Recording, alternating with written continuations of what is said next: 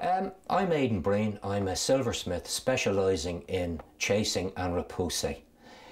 Chasing and repoussé are a means of decorating metal without, unlike engraving, you don't take any metal away. You just manipulate the metal. I work it from the front first with little punches. We make these punches ourselves. They're about 4 inches long and a little hammer. We draw on the design onto the metal, whatever design we want. We then trace it in with these punches. It's not tracing as such, it's putting a line in. You indentate the metal. We then take the metal off the pitch. We have it in pitch. The pitch allows it to it makes the metal malleable. It makes it solid so that if you were to work it without the pitch, it would dinge. But this makes the metal plastic. So we work it on one side first and then we turn it over and work it from the second side. That's the repoussé aspect of this technique. And then we take it back and then we redefine it and model it.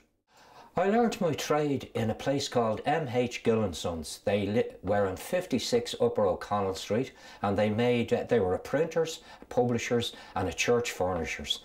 And I worked in the silver shop where we made chalices, monstrances, tabernacles, all the sacred vessels that were used in the church. That's where I served my time. I went in there to work as a messenger boy, and I used to draw and paint, and the boss in there saw some of my work, and there was an opportunity going as an apprentice to the silver chasing and repoussé trade, and they asked me would I be interested, and of course I said I would be interested. All my work is handmade. I start out with a piece of sheet silver that I buy in various shapes and sizes. I cut it. When I've cut it, I manipulate it. I may have it a flat piece, I may pierce it out to get a Celtic design, or I may turn it up into a bowl or a vase or a teapot. I fabricate all this and then I decorate it using the techniques of chasing and repoussé.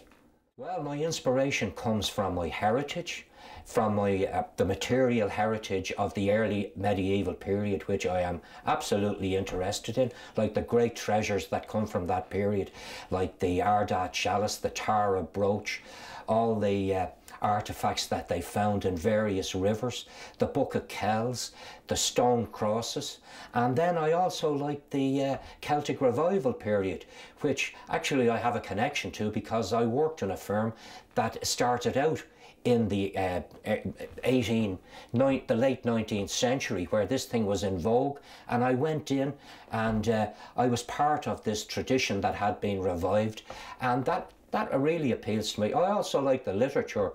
I like James Joyce. I made a piece based on his book Ulysses. It was a 2-foot high sculpture, and around this sculpture what I done was a Moorish tower.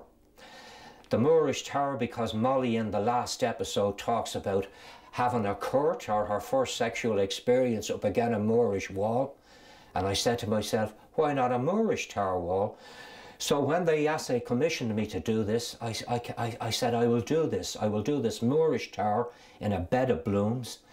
And the blooms are some of the blooms mentioned in Ulysses, by no means all of them, because there's a PhD for somebody there who wanted to find out all the blooms that are mentioned in Ulysses.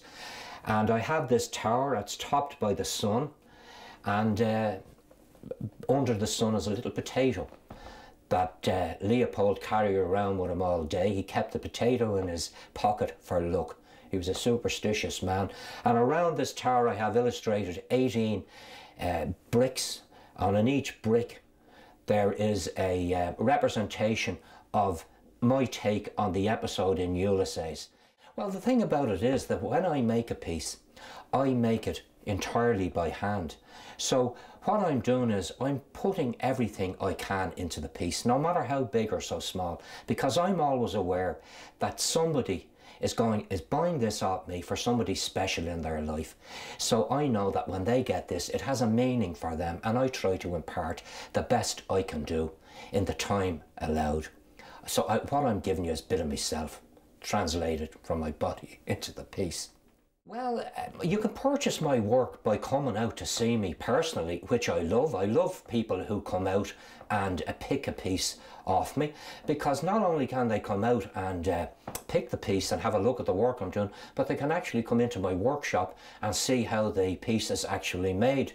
But I also have retail outlets in Dublin. My work sells in McCormick's Jewellers in Grafton Street, and it sells in the Irish Celtic store in Nassau Street.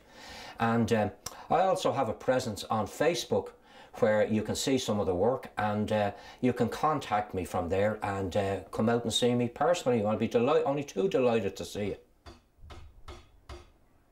My email address is Aidan, A-I-D-A-N-J, B-R-E-E-N, Aidan J. Breen @aircom.net. If you give me a shout, you send me an email, I'll make contact with you and I'll be able to work something out with you. Failing that, you can, if you're in Ireland, you can visit me. My phone number is up there on the website. Or failing that, you can find me on the internet. My pieces are available in www.irishheart.com and at aidanbreen.wordpress.com.